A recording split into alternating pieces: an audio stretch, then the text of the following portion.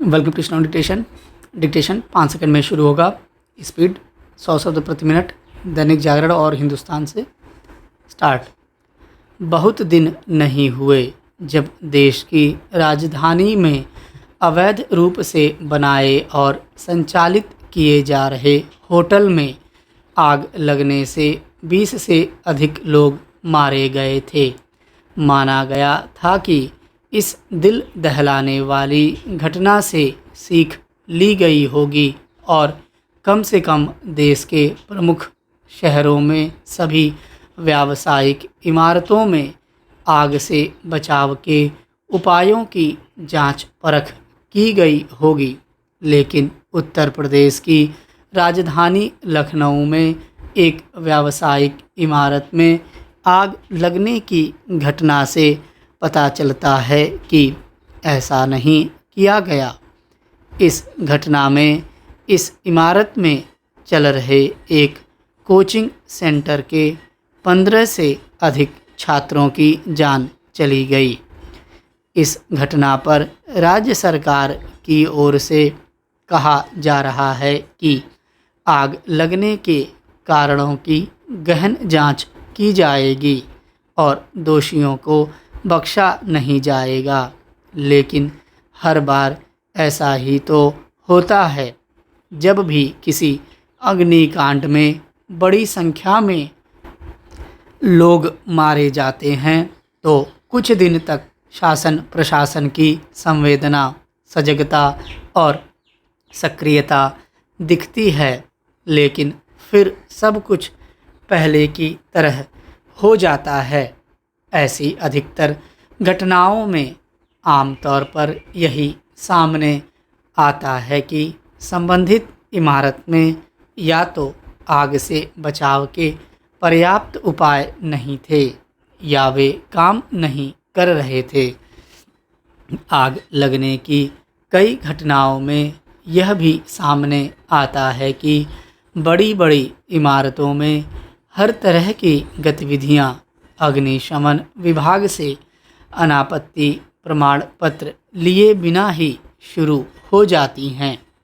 यह भी किसी से छिपा नहीं कि यदि आग लगने की घटनाओं की जांच रपट समय रहते आ भी जाती है तो ठोस कार्रवाई नहीं होती।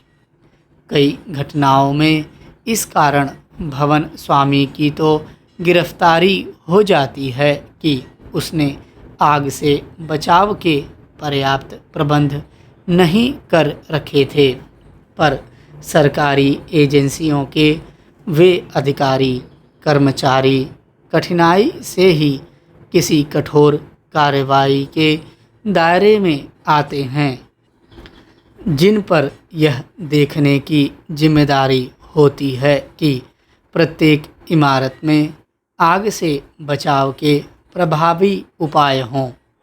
लखनऊ की दर्दनाक घटना पर अभी यह सामने आना शेष है कि आग ने इतना विकराल रूप क्यों ले लिया और उसमें फंसे लोगों को सुरक्षित निकालने में वांछित सफलता क्यों नहीं मिली। लेकिन इसमें तो कोई संशय ही नहीं कि कहीं न कहीं लापरवाही बरती गई। हादसे कहीं भी हो सकते हैं, पर वे तब बड़ी जनहानि का कारण बनते हैं जब सुरक्षा उपायों की अनदेखी एक तरह की अंधेरगर्दी में बदल जाती है। लापरवाही की यह आग केवल लोगों की जिंदगियां ही नहीं लील रही, बल्कि देश की बदनामी भी करा रही है। दिल्ली और लखनऊ जैसी घटनाएं यही बताती हैं कि अपने यहाँ प्रमुख शहरों में भी सार्वजनिक सुरक्षा एक तरह से भगवान भरोसे है।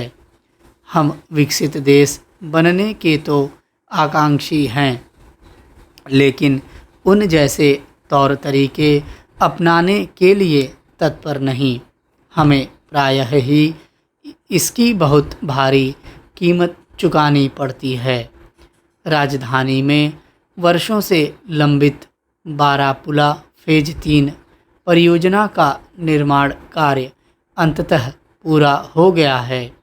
2015 में शुरू हुई परियोजना, जिसे 2 साल बाद ही पूरा होना था, वह 11 साल बाद अब पूरी हुई है। निराशाजनक ये भी है कि विभिन्न कारणों के चलते लंबित होने से इसकी लागत भी 900 करोड़ से 1600 करोड़ रुपए हो गई। सोमवार को इस परियोजना का अंतिम स्लैब रखा गया। अब अगले माह इस पर वाहनों का ट्रायल हो जाने पर इसे वाहनों की आवाजाही के लिए खोल दिया जाएगा। बारापुला फेज 3 परियोजना में देरी और बार बार इसकी समय सीमा बढ़ाए जाने के पीछे भूमि अधिग्रहण, विभिन्न स्वीकृतियां मिलने में देरी और तकनीकी जटिलताएं रहीं, लेकिन वास्तव में इसे प्रशासनिक कामकाज की खामी कहा जाए तो अनुचित नहीं होगा। किसी भी परियोजना की शुरुआत से पहले व्यवहार्यता अध्ययन किया जाता है। यदि ये अध्ययन ठीक से किया जाता, भूमि अधिग्रहण की बाधाओं को तत्परता से निपटाया जाता, तो न ही परियोजना में देरी होती और न ही लागत बढ़ने से पैसे की बर्बादी होती। इस परियोजना से सबक लेकर आगे की योजनाएं बनाई जानी चाहिए। अमेरिका ईरान समझौता वार्ता के पहले दौर का आगाज कुछ ज़्यादा अच्छा हो सकता था। आज के दौर में अच्छी बातचीत के लिए माहौल भी अच्छा होना चाहिए। सोमवार को जब दोनों देशों के बीच वार्ता शुरू हुई, तब बहुत अच्छा माहौल नहीं था, क्योंकि ईरानी दल होर्मुज पर फिर पहरे बिठाकर बातचीत के लिए स्विट्ज़रलैंड आया था। बातचीत और अच्छी हो सकती थी अगर अमेरिकी राष्ट्रपति डोनाल्ड ट्रंप का गैर जरूरी बयान न आया होता। यह बात फिर स्पष्ट हुई कि शांति के लिए संयम जरूरी है और इसकी कमी अमेरिकी पाले में दिखी है। तेहरान ने बातचीत शुरू होते ही अमेरिकी राष्ट्रपति के बयान पर कड़ा ऐतराज़ जताया। एक बारगी तो ऐसा लगा कि बातचीत बीच में ही थम जाएगी। सबको यह जानना चाहिए कि आखिर ट्रंप ने ऐसा क्या कहा था। ट्रंप ने चेतावनी के लहजे में कहा था, ईरान के राष्ट्रपति को अपने बयानों को लेकर सावधान रहना चाहिए। साथ ही ईरान को लेबनान में अपने उच्च वेतनभोगी एजेंटों द्वारा की जा रही गड़बड़ी को तुरंत रोक देना चाहिए। अगर वह ऐसा नहीं करता है तो हम ईरान पर फिर से पिछले हफ्ते की तरह, बल्कि उससे भी कहीं ज़्यादा कड़े प्रहार करेंगे।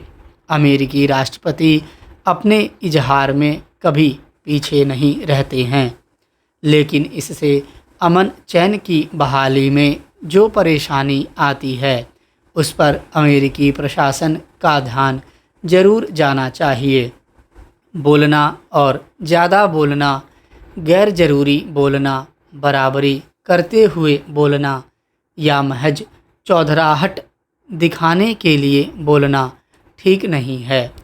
वैसे सहमति पत्र पर दस्तखत के बाद अमेरिका ने समझौता वार्ता का जो प्रारूप बनाया है, उसकी प्रशंसा होनी चाहिए।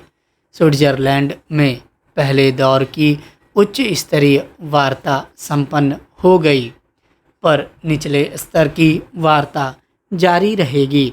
अंतिम समझौते तक पहुंचने के लिए करीब 2 महीने का समय है और इस समय का सदुपयोग दोनों ही पक्षों को मिलकर करना चाहिए। समझौता वार्ता के समय चेतावनी या धमकी की भाषा से परहेज करना चाहिए।